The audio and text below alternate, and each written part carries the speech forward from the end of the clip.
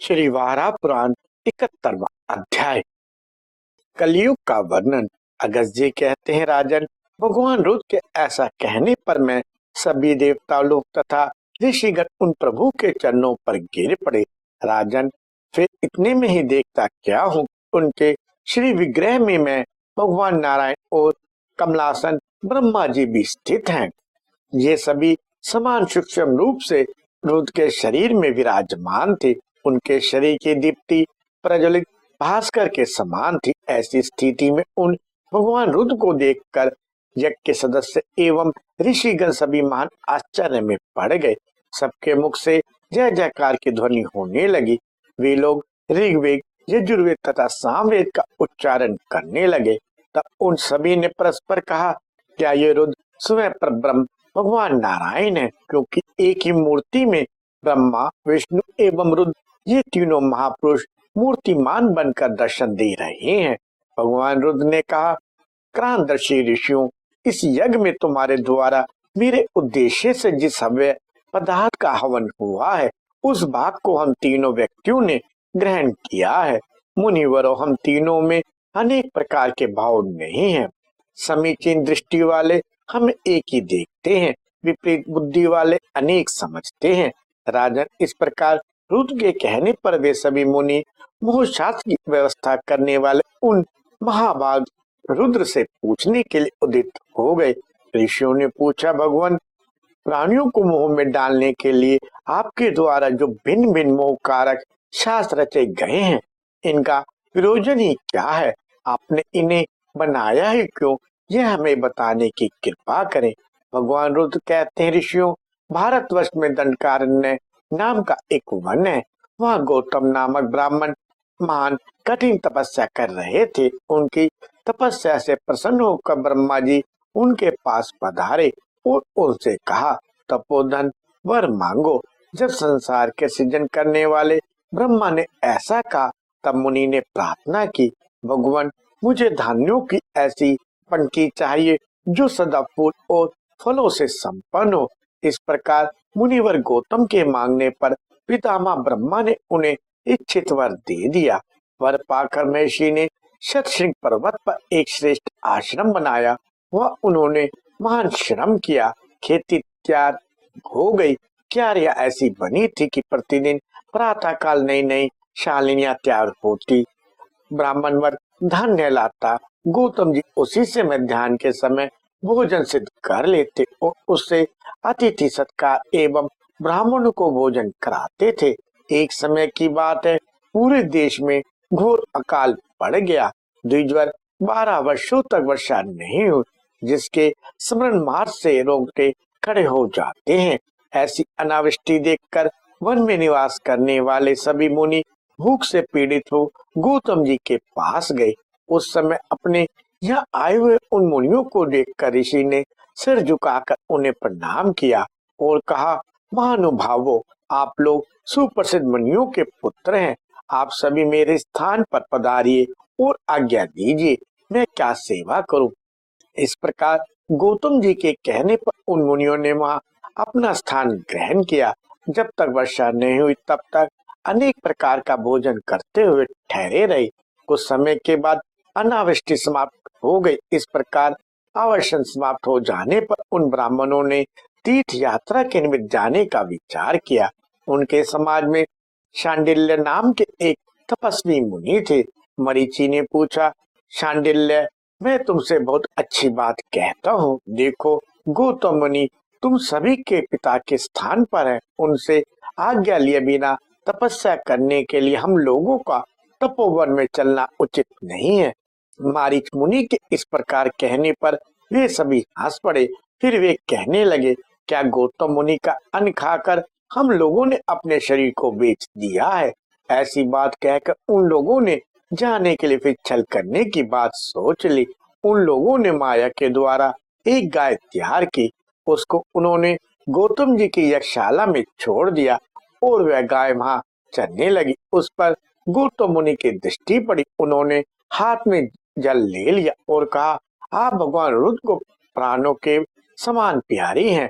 गौतम मुनि के मुंह से यह बात निकलते तथा पानी के बूंदों के टपकते ही वह गाय पृथ्वी पर गिरी और मर गई। उधर मुनि लोग जाने के लिए तैयार हो गए। यह देखकर बुद्धिमान गौतम जी ने नम्रता पूर्वक खड़े होकर उन मुनियों से कहा, विप्रो, आप यथाशीघ्र जाने का ठीक ठीक कारण बताने की कृपा करें।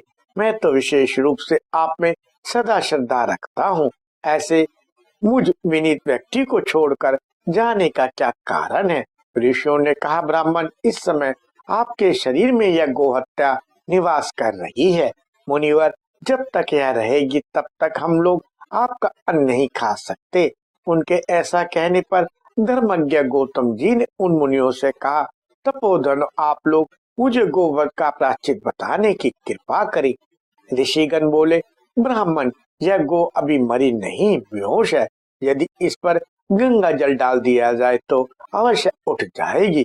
इसके लिए कर्तव्य है कि आप व्रत करें अथवा क्रोध का त्याग करें। ऐसा कहकर वे ऋषि लोग वहां से चलने लगे। उनके ऐसा कहने पर बुद्धिमान गौतम जी आराधना करने के विचार से महान पर्वत हिमालय पर चले गए। उन महान तपस्वी ने तुरंत ही तप आरंभ कर दिया और 100 वर्षों तक वे मेरी आराधना करते रहे। तब प्रसन्न होकर मैंने गौतम से कहा, सुवर, वर मांगो। अतः उन्होंने मुझसे कहा, आपकी जटा में तपस्विनी गंगा निवास करती है, उन्हें देने की कृपा कीजिए। इन पुण्यमयी नदी का नाम गोदावरी है, मेरे साथ चलने की ये कृपा करें। अब मुनिवर अगस्त्य जी राजा भद्राक से कहते हैं, राजन, इस प्रकार गौतम मुनि के प्रार्थना करने पर भगवान शंकर ने अपनी जटा का एक भाग उन्हें दे दिया। उसे लेकर मुनि भी उस स्थान के लिए उपस्थित हो गए जहाँ वह मृत गाय पड़ी थी। उसके बाद गौतम मुनि ने शंकर के दिए हुए जटा झाड़ी के जल से छींटे दिए। फिर क्या था, वो जल से भीग जाने पर वह सुंदरी गो उठकर चली गई। साथ ही वहां उस गंगा जल के प्रभाव से पवित्र जल वाली एक विशाल नदी का प्रादुर्भाव हो गया। कुछ लोग उसे पुनीत तालाब कहने लगे। इस महान आश्चर्य को देखकर परम पवित्र सप्तऋषि वहां आ गए। वे सभी विमान पर बैठे थे और उनके मुख से साधु साधु की ध्वनि निकल रही थी। साथ ही वे कहने लगे, गौतम, तुम धन्य हो, अथवा धन्यवाद के पात्र में भी तुम्हारा समान अन्य कौन है, जिसके प्रयास से भगवती गंगा इस दंडकारण्य में आ सकी है। भगवान रुद्र ऋषियों से कहते हैं।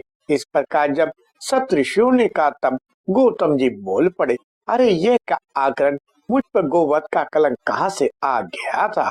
फिर ध्यान पूर्वक देखने से उन्हें ज्ञात हो गया, मेरे यहाँ ठहरे हुए उन ऋषियों की माया का ही यह प्रभाव था जिससे ऐसा दृश्य उपस्थित हो गया था।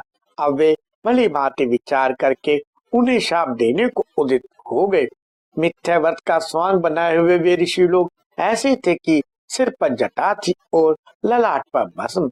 मुनि ने उन्हें यूं शाप दिया, तुम लोग तीनों वेदों से बहिष्कृत हो जाओगे, तुम्हें वेद विद कम करने का अधिकार ना होगा।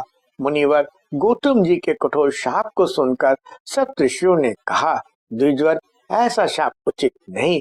वैसे तो आपकी बात व्यर्थ नहीं हो सकती, यह बिल्कुल निश्चय है, किंतु इसमें थोड़ा सुधार कर दीजिए। उपकार के बदले अपकार करने के दोष से दूषित होने पर भी आपकी ऐसी कृपा हो तो ये श्रद्धा के पात्र बन सके। आपके मुंह की वाणी रूपी अग्नि से दग्ध हुए ये ब्राह्मण कलयुग में प्राय क्रियाहीन एवं वैदिक कम से बहिष्कृत होंगे। यह जो गंगा यहाँ आई है, इनका गौण नाम गोदावरी नदी होगा। ब्राह्मण जो मनुष्य कलयुग में इस गोदावरी पर आकर गोदान करेंगे तथा अपनी शक्ति के अनुसार दान देंगे, उन्हें देवताओं के साथ स्वर्ग में आनंद मिलेगा। जिस समय सिंह राशि पर बृहस्पति जाएंगे, उस अवसर पर जो समाहित होकर गोदावरी में पहुंचेगा और वहां स्नान करके विधि पूर्वक पितरों का तर्पण करेगा, उसके पितर यदि नरक भोगते होंगे तब भी स्वर्ग सिधार जाएंगे। यदि पहले से ही वे पितर स्वर्ग में पहुंचे होंगे तो उनकी मुक्ति हो जाएगी, यह बिल्कुल निश्चित है। साथ ही गौतम जी, संसार में आपकी बड़ी ख्याति होगी और अंत में आपको सनातन मुक्ति सुलभ हो जाएगी। इस प्रकार गौतम जी से कहकर सप्तऋषिगण उस कैलाश पर्वत पर चले गए। जहाँ उमा के साथ सदा मैं रहता हूँ। उसी समय उन श्रेष्ठ मुनियों ने कलयुग में होने वाले ब्राह्मणों का वृत्तांत मुझे बताया। उन्होंने मुझसे यह भी कहा कि प्रभु, वे सभी ब्राह्मण कलयुग में आपके रूप का अनुकरण करेंगे। उनके सिर जटा में मुकुट से संपन्न होगा। वे अपनी इच्छा से प्रेत का वेश बना लेंगे। मिथ्या चिन्ह धारण कर लेना उनका स्वभाव होगा। आपसे यह प्रार्थना है, उन पर अनुग्रह कर उन्हें कोई शास्त्र देने की कृपा करें। कली के व्यवहार से इन्हें पीड़ा होगी, उस समय भी इनका निर्वाह करना आवश्यक है। द्विजर, अगर जी यह बात पहले की बात है।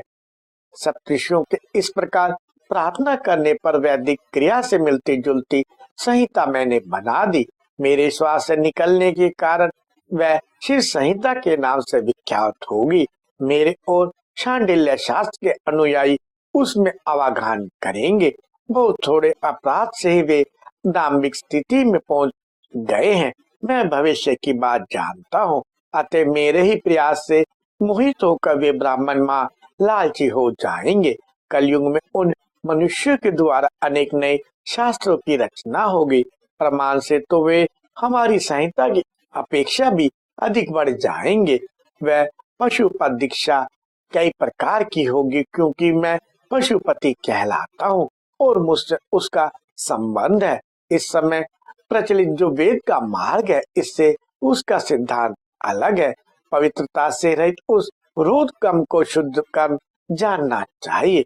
जो मनुष्य रुद्र का आश्रय लेकर कली में अपनी जीविका चलाएंगे और वेदांत के सिद्धांत का मिथ्या प्रचार करेंगे, उनके रग रग में स्वाद भरा रहेगा।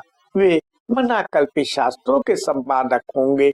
उनके उपास्य रुद्र बड़े ही उग्र रूपधारी हैं, ऐसा जानना चाहिए।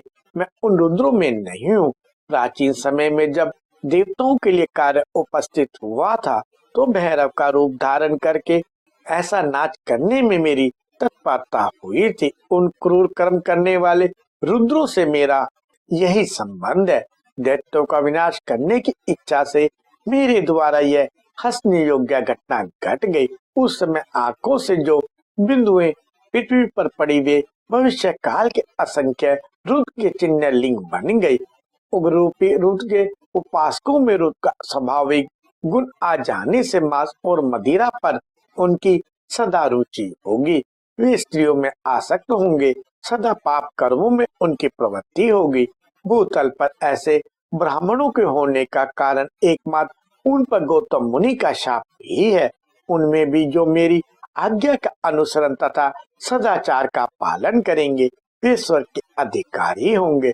साथ ही यह भी कहा गया है कि जो संशयवश मुझसे विमुख हो वेदांत का समर्थक बनेंगे, वे मेरे वंशज दोष के भागी होंगे।